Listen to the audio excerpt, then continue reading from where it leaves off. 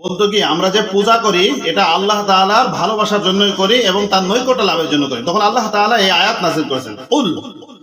লাহুম ইয়া মুহাম্মদ সাল্লাল্লাহু আলাইহি ওয়াসাল্লাম ইন কুনতুম তুহিব্বুনাল্লাহা ফাত্তাবিউনি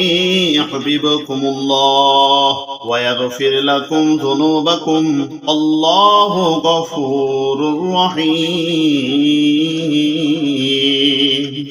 আপনি বলে দিন, হে মুহাম্মদ সাল্লাল্লাহু আলাইহি ওয়াসাল্লাম, ইন কুনতুম তুহিব্বুনাল্লাহ, যদি তোমরা আল্লাহকে ভালোবাসতে চাও, পছন্দ করতে চাও, আল্লাহর মহব্বত অর্জন করতে চাও, ফাত্তাবিউনি ইউহিব্বুকুমুল্লাহ, ফাত্তাবিউনি, তাহলে আমাকে অনুসরণ করো, আমার আদর্শ নীতি আদর্শকে অনুসরণ করো, ইউহিব্বুকুমুল্লাহ, তাহলে আল্লাহ তোমাদেরকে ভালোবাসবেন, ওয়া ইয়াগফির লাকুম যুনুবাকুম, এবং আল্লাহ তোমাদের সমস্ত গুনাহগুলোকে মাফ করে দিবেন, আল্লাহু গফুরুর রহিম, আল্লাহ তাআলা ক্ষমাশীল এবং দয়ালু।